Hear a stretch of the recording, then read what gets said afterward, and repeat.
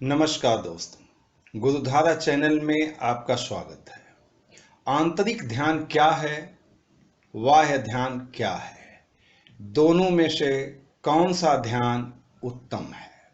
दोस्तों, साधना की शुरुआत ध्यान, धारणा, समाधि, ये तीन बिंदु हैं जिसे हर व्यक्ति को स्पर्श करना होता है। धारणा आप अपनी इच्छानुसार बना सकते हैं। जो धारणा आपकी होगी वही धारणा पे आपका ध्यान होगा, और ध्यान जब स्थूल से सूक्ष्म रूप में परिवर्तित होता जाएगा तो आपकी समाधि अथवा कैवल्य को आप प्राप्त हो सकते हैं। दोस्तों, सबसे पहले ध्यान होता क्या है?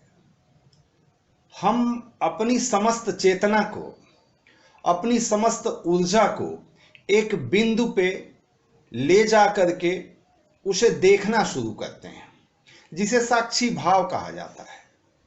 उस बिंदु पे आपकी ऊर्जा एकत्रित होती है और आप वहां पे टिकने का प्रयास करते हैं। जितना पल, जितना समय, जितना घंटा, ये आपकी क्षमता के ऊपर निर्भर करता है। ध्यान से बड़ा कोई तप नहीं है, ध्यान से बड़ी कोई साधना नहीं है। उच्चतम शिखर पे पहुंचने के लिए ध्यान से अच्छा कोई मार्ग भी नहीं है। अब प्रश्न यह है कि ध्यान जब भी हम करने बैठते हैं तो हमारा जो मन है वो किसी न किसी चीज को पकड़ना चाहता है। वह चीज स्थूल हो अथवा सूक्ष्म हो, लेकिन बिना पकड़े वह रह ही नहीं सकता। हमारा जो मन है उसे किसी न किसी चीज का सहारा चाहिए। बिना अवलंब का वह टिक नहीं सकता। उसको टिकाने के लिए शुरुआती दौर में किसी न किसी अवलंब का सहारा लेना पड़ता है। वह कोई मूर्ति हो सकती है, वह आपके शरीर का कोई बिंदु हो सकता है, आपकी जैसी धारणा, आप जहां पे ध्यान एकाग्रचित करना चाहते हैं उस हिसाब से आप अपने ध्यान का स्थूल रूप बना सकते हैं। दोस्तों, बाह्य ध्यान शरीर के बाहर आप जाकर के किसी बिंदु पे, किसी मूर्ति पे, किसी शिवलिंग पे, कहीं भी आपकी जहां मनोवांछित आपकी धारणा हो वहां पे आप ध्यान कर सकते हैं, टिक सकते हैं जितना समय आप चाहें। आंतरिक ध्यान अलग तरह का होता है। इसमें आपके शरीर में 12 बिंदु हैं। इन 12 बिंदु के अलग अलग स्वर होते हैं। वह किसी भी बिंदु पे आप अपनी समस्त चेतना को ले जाकर के एकाग्रचित कर सकते हैं, वहां पे देख सकते हैं। यह आंतरिक ध्यान हुआ। लेकिन दोस्तों, बाह्य ध्यान और आंतरिक ध्यान में सबसे उत्तम आंतरिक ध्यान ही है, क्योंकि आपकी शरीर से अच्छा कोई मंदिर नहीं हो सकता, कोई देवालय नहीं हो सकता। मंदिरों की जो कोटि है उसमें उच्चतम शिखर पे आपका शरीर है। आप सबसे उच्चतम मंदिर हैं। आपका जप, आपका ध्यान, आपकी धारणा आपके अंदर होगी तो ये आपके लिए उच्चतम होगा। दोस्तों, ध्यान किया नहीं जाता, ध्यान होता है। शुरुआती दौर में ध्यान लगता नहीं, बाद में ध्यान हटता नहीं। यह साधना की अवस्था है। इसे एक दिन में नहीं प्राप्त किया जा सकता। इसके लिए मेहनत करना होगा, संघर्ष करना होगा, अपने आप को साधना होगा। यह एक दिन में प्राप्त करने वाली कोई उपलब्धि नहीं है जिसे आप एक दिन में प्राप्त कर सकें। इसमें धैर्य की जरूरत है। जितना आपका धैर्य होगा उतना ही अच्छा परिणाम होगा। दोस्तों, ध्यान एक तरह से बहती हुई आपकी ऊर्जा की धारा है जो स्थूल बिंदु से शुरू होती है।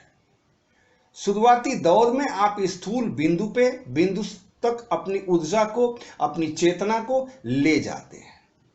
बाद में यह सूक्ष्म से सूक्ष्म होते हुए कई पड़ाव से गुजरती है। हर पड़ाव आपको कुछ न कुछ दे जाता है।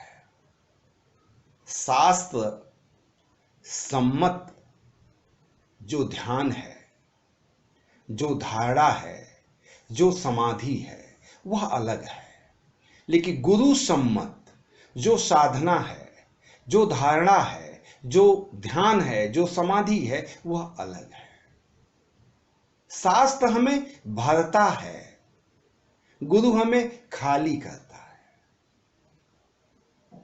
तो आप आंतरिक ध्यान सबसे उत्तम है, बाह्य ध्यान भी ठीक है। आप जैसे भी, जिस तरह से आपको सुगमता हो, आप ध्यान कर सकते हैं। उद्देश्य आपका मन जो चाहता है, वह बाहर जाकर के स्थिर होना चाहता है, उसे जाने दीजिए।